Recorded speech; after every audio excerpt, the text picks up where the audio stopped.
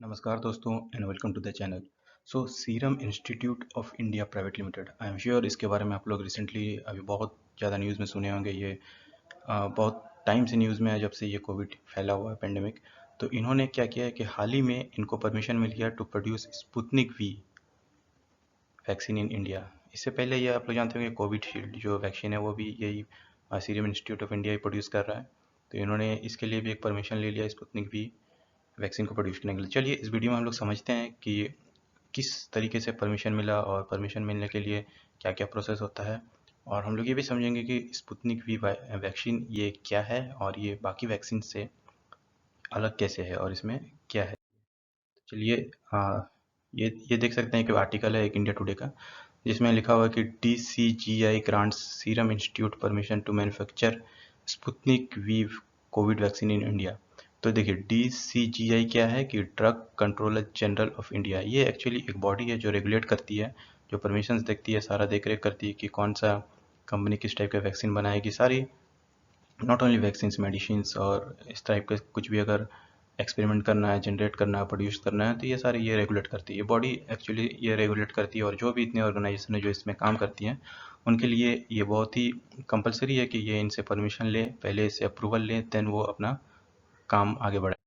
देखिए एक और आर्टिकल है जिसमें भी आप देख सकते हैं कि serum institute get preliminary approval to make Sputnik vaccine. चलिए हम लोग इसमें समझते हैं कि ये परमिशन मिला कैसे, और ये सीरम इंस्टीट्यूट ने कोलैबोरेशन किसके साथ किया है ये स्पुतनिक वी बनाने के लिए।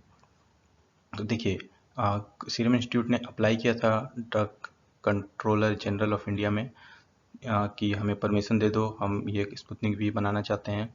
तो बनाने का मतलब ये नहीं कि अभी वो तुरंत बनाए और अभी वो तुरंत मार्केट में वैक्सीन अवेलेबल हो जाएगा जो भी बना रहा है।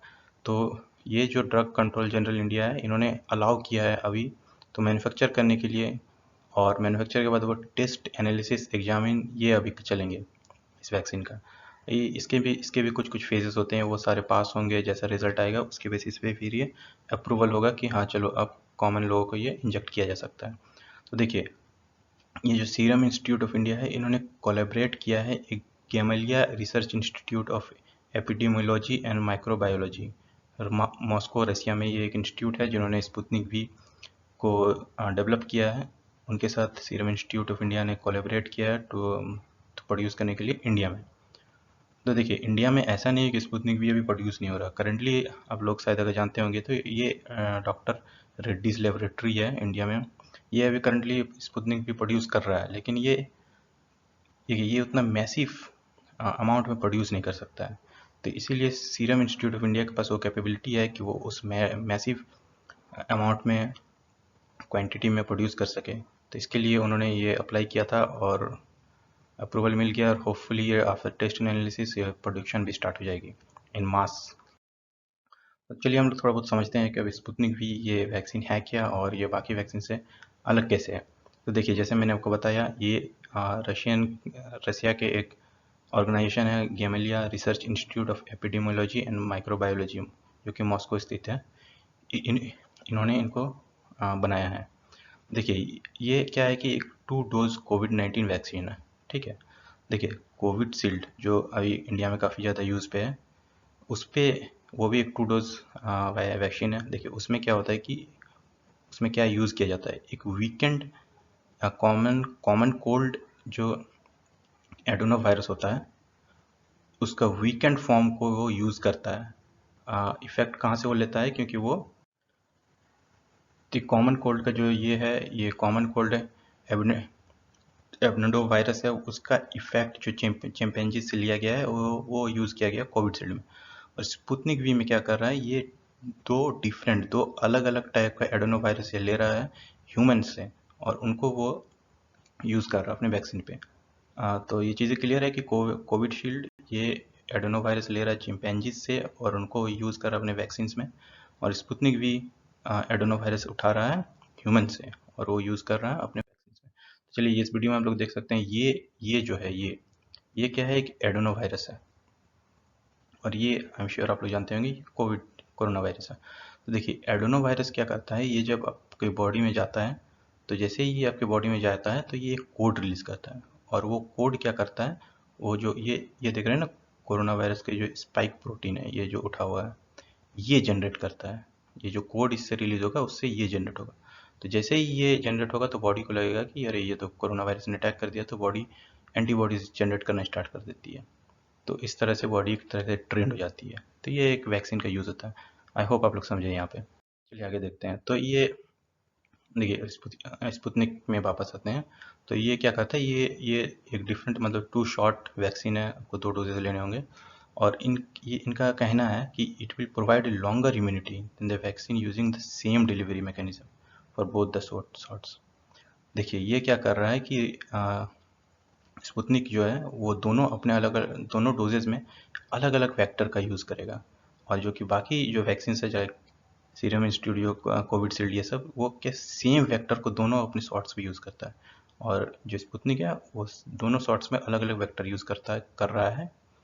और इनका कहना है कि रशियन डायरेक्ट इन्वेस्टमेंट फंड, ये इनका कहना है कि इससे ज़्यादा देर तक इम्यूनिटी, ज़्यादा लॉन्गर इम्यूनिटी मिलेगा ह्यूमन बॉडी को, अगर वो लोग अलग अलग वेक्टर यूज़ कर रहे हैं। और ये है कि शॉट का जो स्पुतनिक का जो शॉट रहेगा उनका गैप है 21 डेज। ठीक है। और ये देखिए स्पुतनिक का एक और ये प्रॉब्लम है कि इंडिया के लिए कि इनको -18 डिग्री सेल्सियस पर रखना होगा अगर वो लिक्विड फॉर्म में है। और अगर वो फ्रीजन फॉर्म में मतलब जमा हुआ है तो उसको आप 2 to 8 डिग्री सेल्सियस पर रखना होगा। ठीक है। और चलिए और देखते हैं कि उनका ये भी कहना है कि गेमेलिया का ये भी कहना है कि ये इनका जो एफिकेंसी है स्पुतनिक का, ये 91% आफ्टर 2 डोजेस। और अगर सिंगल डोजेस के बाद ये 79.4% है। और गेमेलिया ये भी कह रहा है कि जो ये स्पुतनिक वैक्सीन है, ये अभी तक टिल डेट ओवर 65 कंट्रीज ने इसको अप्रूव कर दिया है। ठीक है। अब चलिए हम लोग देखते हैं कि अगर ये इंडिया में ये वैक्सीन आती है, जब ये मैन्युफैक्चर होगी तो इंडिया में इसका कॉस्ट क्या पड़ेगा।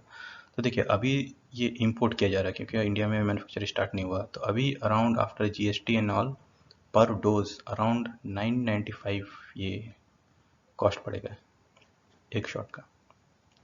और ये ऑब्वियस सी बात है, जब प्राइसेस विल गो डाउन, मतलब प्राइसेस नीचे जाएंगी ही जब वो इंडिया में प्रोड्यूस होगा। तो देखिए अभी क्या करते हैं, इंडिया को अराउंड 1.5 लाख डोजेस मिले हैं रशिया से, और ये एक्सपेक्टेड है कि अराउंड 250 मिलियन डोजेस मिलेंगे, अप्रॉक्स 12.5 करोड़ लोगों को इससे वैक्सीनेट किया जाएगा।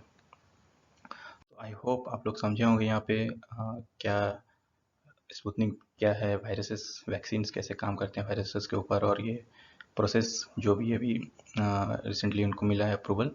सो आई होप आप लोग को काफ़ी कुछ सीखने को मिला होगा। मेरा थोड़ा गला ख़राब है तो I am sorry for the bad throat, and thanks for your time.